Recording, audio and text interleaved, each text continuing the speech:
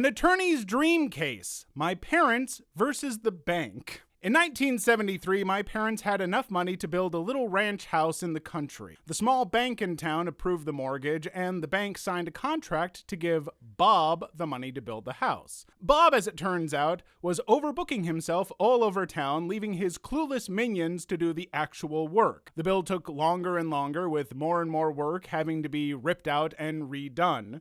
Already just classic contractor stuff as far as I'm concerned. No offense to good contractors out there, all three of you, but I did know a contractor named Bob. I hope it's not him. Did you know him in 1973? I did not, but he was alive.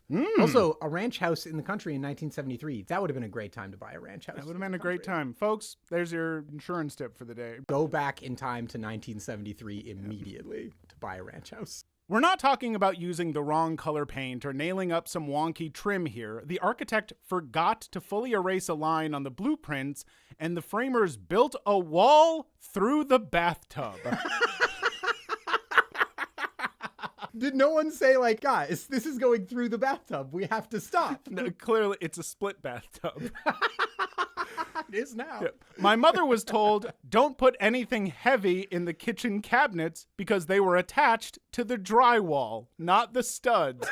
Using a few roofing nails through the back of each cabinet. Oh, no. We didn't plan this. You've worked in cabinetry. My most recent job was cabinetry. It might shock you. This is highly technical. That's not how you do that. No, not at all. Not close. Yeah. The garage door opening was framed into the living room instead of towards the driveway, and so on. When the bank's representative showed up for the final inspection, my parents met him in the front yard and refused to sign off on Bob's work. Sure. Shocker. Yeah. Then the representative became angry as the bank had paid Bob a lot of money. He strode to the front door and pulled on the doorknob, whereupon the entire door, casing included, fell on him. It had simply been wedged, not nailed, into place. Oh my God. I hope this is true. That's a beautiful story. The bank called Bob, who finally showed up to supervise the work himself. The only problem was that Bob wasn't any better at building a house than his minions were. He wouldn't be. My parents still refused to sign off on the house. My mother was a stay-at-home mom in a nasty rental with 2 tiny children, while my dad was working 2 jobs while this was going on. Throughout the entire process, the bank and Bob treated them very poorly, bullying my mom and lying to my dad. What should have been an exciting time for my parents was ruined. My mom cried a lot, my dad got depressed. Finally, the bank threatened my parents with foreclosure, and Bob threatened to sue my parents for breach of contract because the bank refused to pay him any more money. So my exhausted parents went to an attorney and gave him the rundown. Plumbing, electrical, tiling issues, the whole sorry mess. My parents were scared. All they had was their small down payment savings, so if this became a lengthy court battle, the bank and Bob would win. The attorney, Tom, was kind, but my dad said he could tell that he and Mom were doomed from Tom's facial expressions, and he sorted through the paperwork. Then abruptly, Tom smiled. Let's get everyone together for a meeting, he told my parents. Tomorrow. So my parents, Tom, and the bank's representative, the bank's attorney, Bob, and Bob's attorney met at the bank. Tom didn't give anyone else time to begin. He said, well, my clients have decided that they no longer want this house. Please remove it. I knew there'd be a law like this because I've seen like a little bit of that kind of property law buying this house. And yeah, like you can only screw people over so much. They've definitely exceeded the amount that you can get away with. I'm loving it. And there's still quite a bit here, so we've got more. Everyone else started to laugh. Remove it. Have you lost your mind? Tom, in a sweeping theatrical gesture, placed a deed on the table. My client owns the land the house is sitting on outright. They no longer want the house. Get the house off my client's land. Bob's attorney stared at the deed and then turned and stared at Bob. You built a house on a land you don't own? Bob nodded. The bank's attorney started yelling at the bank's representative. You didn't finance the land the house is on? The representative stammered. No. Tom said firmly, as I said, gentlemen, you're trespassing on my client's land. I expect the house to be removed and the land returned to its original state at once. My dad said he'll remember the blank looks everyone on the other side of the table passed to one another for his whole life. Sure, the bank could foreclose on a house that wouldn't exist by the end of the week with no way to recoup the money. They didn't even own the land it was on. Bob was out the 50% he'd paid out of pocket, plus he was on the hook for tearing down the house and removing it. On top of that, the bank would undoubtedly want him to repay the initial 50% they'd given him. Could they have gone after my parents? Sure. A foreclosure would have meant bad credits for my parents moving forward. They might lose their down payment, but to sign off on the house in its condition at the time would have meant thousands and thousands of dollars in cash to repair and replace everything from the roof to the basement before the house could be safely lived in.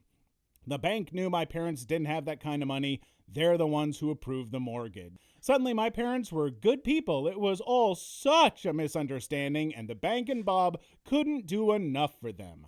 The house was brought in line with the original blueprints and specifications immediately, at no extra cost to my parents, but at considerable cost to Bob.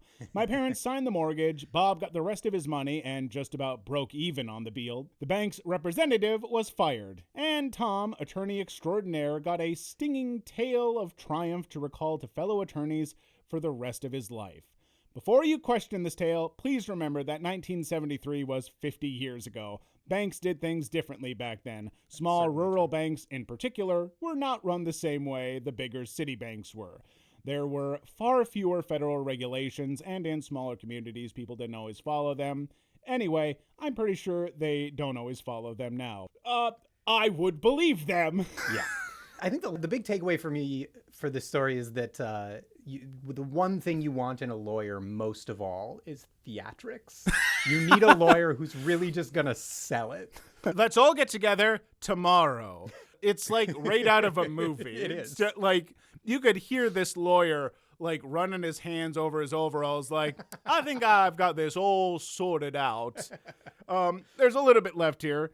Yes, they built a wall through the bathtub. No, I'm not making that up. I even left out how a plumber left his lunch bag on a partially built kitchen cabinet, but the cabinet maker didn't feel it was his job to move the bag, so he left it there and built the rest of the cabinet around it. I don't know where Bob found these people, but they were gems, every one of them. Edit, I must admit, I'm immensely surprised at the traction the story has gotten. The bank and Bob put together very poorly written and pretty much unenforceable contracts. My parents' attorney figured this out, and the bank and Bob had to back off. I thought this was interesting, but surely not the one and only time this happened. Aren't contracts being written all the time by clueless people? Is this really that unique? I guess we should be glad it is. Thanks for reading. I mean, contracts that are unenforceable and poorly written are done all the time. I would encourage you to look at any contractor that some older landlord hands you that's been like printed off with like a half-empty ink cartridge printer. That's a great point. Like, there are landlords who are like, yeah, I could totally tell my clients that I'm allowed to take nude pictures of them when they're in the bathroom because I own the house and it's in the lease.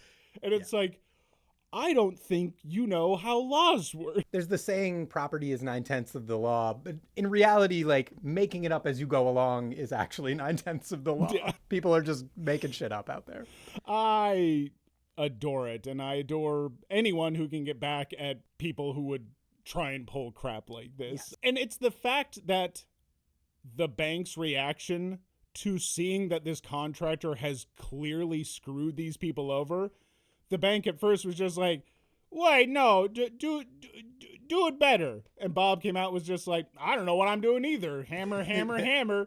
Bob sounds like such a, like, there are parts of this that sound unrealistic. Bob sounds completely realistic. Oh, yeah, no, Bob. That's a real person. That's a very real human being who's definitely gotten into that line of work. A lot of people do because, hey, you know what? I'm just here to manage these other people. Guaranteed. Before he came out there to help out when he just hired those people, Bob's day-to-day was sitting in an office watching TV and eating comical Scooby-Doo size sandwiches. Yeah. You know, if this whole thing doesn't work out, I might just have to go into contracting because I guess it's not that hard to get in. Apparently not. Unless maybe that's a 70s thing as well, like good house prices. It's not. All right. Here's our next one. Ex cheat on me with her cousin and expected to save face. I think not. I think not. For context, it was her cousin-in-law. Which, It's not a lot better. it's, it's better, I guess. But so. I don't know. I don't want to go out with anyone who has a, relation qualifier of some sort within my description of, I never want to be like, oh yeah, we have the same aunt or something, That's a plot. What are you watching? No, I don't watch them. Other people watch them. I've heard of it. Let's start this story by saying this happened 12 years ago. I'm now happily married with 3 children and regret absolutely nothing. I was with my new ex for 3 years. I noticed that she was being extremely controlling. I was expected to give every little detail of my day and tell her my schedule in advance, and if I deviated from that, she would be very upset.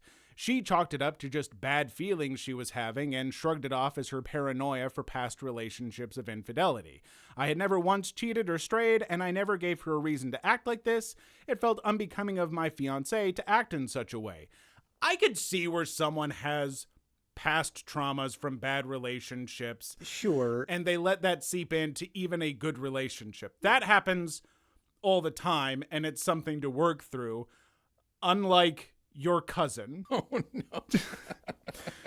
I hope this gets better. It doesn't sound like it's going to get better. Now, this is where it gets juicy. Oh, well, it won't get better, but it will get juicy. After she asked for my schedule to make plans, as mine tends to be more hectic than hers, I noticed she was texting someone. How dare she? In my line of work, if I put in more than 40 hours, I have the ability to take time off at will as long as the work is completed at a later date. I want to know what that line of work is. I love that line of work. Contracting? Yes. I was very good friends with a brother and still am. Still am. We laugh about this to this day, and he actively reminds her of it. So it must be her brother of the... Yeah, okay, that yep. makes sense. I messaged him stating I want to do something special for her a little bit earlier than our anniversary to make sure it was a special surprise. They both worked in the same fabrication facility. He was a fabricator, and she was a shipping manager. He was kind enough to let me know her schedule. That's where the discrepancy falls into place. Ah, a little detective work here. Without my knowledge, she was foregoing overtime. She worked 12-hour shifts Monday through Friday with the exception of Wednesday when she would only work half a day. She had been taking Wednesdays off right around the time that she started getting extremely controlling. Lucky for me, I had stacked several days of leisure time up, so taking a Wednesday off for me was not an issue. A few days go by and Wednesday's here. I put my work gear and leave for work. I was expecting her to leave as our apartment complex had 2 exits on the same road I could see directly across from a shopping center, so I parked my car near the back and waited. After about an hour, I noticed a very specific red Mustang with a specific decal on the back window. It was her cousin, by marriage. I had also done my due diligence to take an old laptop, which we kept on our desk, in an office area with a full view of the living room, bedroom door, and bathroom, plus the kitchen. I'd set it up for remote access and had it alert me when the webcam noticed movement, giving her the benefit of the doubt. No point here has this person given her the benefit of the doubt, I think. But Sure. I mean, Would you... if this story had ended differently with her being perfectly in line and good, we would have said, you're not great. You should learn how to communicate. Yeah. But I think just for the fact that she's proven to be terrible, doing this thing, then It's okay to say it's terrible. Yeah. I think it's all right. I'm prepared to make the judgment. I'm thrown by something here. Is it his cousin? Because it's his fiance. And it's her cousin by marriage. Oh, no, someone else married. Yeah. This is, It's like I'm caught up. Someone married someone. There's other people. I got it. Yep. So giving her the benefit of the doubt, I thought he may be dropping something off or coming over to assist her with something, as her family sometimes does. Sure enough, a message came through, so I remote into my laptop. He walks through the door without skipping a beat. She unbuttons her shirt and begins kissing him. I created a URL link for the live stream. And as she was preoccupied, we had a family group text and a friend group text. They were both part of it, but at the current time, they were currently indisposed and didn't look at their phones. They didn't even wait. They could have gone to the bedroom, but no, they decided to get freaky deaky right there on the couch. I sent the link off to the friend group chat and the family group chat. Within minutes, I'm getting calls nonstop from friends and family alike. There was no turning back. She was getting blown up, but she was ignoring her phone. Not until the fourth or fifth call came through did they decide to take a break. I'm going to take a pause here and say, I don't care what anyone's doing. You don't put up essentially photography of them without permission. Yeah. That's illegal. It's illegal and immoral. And yes. Also, if I were their loved ones, I would have been really annoyed with them. I would have been calling them to say, what's wrong with you? Yeah. Why are you doing this? Yeah, it's like, I understand. It's like, okay, if you want to record it for, not a prenup, it's a fiancé, whatever, proof. Yeah. Sure, like, protect yourself so, she can't say, like, no, it's actually, he was sleeping with my cousin or so. I don't know. Right. I don't know what the situation is. But you don't post that kind of stuff of anyone without permission. That's gross and illegal. Very illegal. Yeah. Yes. We're your lawyers, and we're here to advise you. Don't do that. Yes. Sean and Klaus, attorneys at law. For context, the state I live in allows recording of personal property regardless of occupancy. All right, fine. Still think it's illegal. Yeah, that is, again, that's recording, not distribution. Yeah. Recording and distribution are two different things. I'm sure the way that law is worded is about, like, security cams. Yeah. You can record a security cam. You can't broadcast that on public television, for example. I was the only one on the lease. She wasn't allowed to be on the lease because of poor credit. Boy, just trying to get every jab in. I understand why he's perhaps a bit upset. I would also be a bit upset. It makes sense. Not going to attack her credit rating. Come on. It's tough out there. It's a low blow. That's what she was doing with the cousin. The call she had picked up was from her cousin's mother, who she was banging. She answers the phone on speaker, and I kid you not, the first word out of his mother's mouth were, "Stop effing my son." They both became rigid, and she began to stutter over her words, saying, "Oh, well, what are you talking about?" etc. The mother then divulged that there was a live feed of them sent out by me to her family. She grabbed every pillow off the couch and covered herself up. The cousin staggered off, trying to put on his pants and shoes, just to trip himself up and bang his head off my coffee table, leaving it with a divot. By this time, I had made my way to the front of the apartment complex. I was there to greet the adulterer as he came out of the front exit.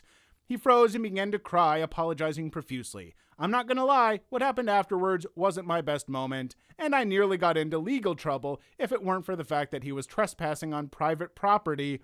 Let's just say I had a cast for 6 weeks, and he wasn't in any family photos for a month. Again, it's not trespassing if your partner who lives there has willingly let him in. You can't be like, aha, trespassing! Pow! Yeah.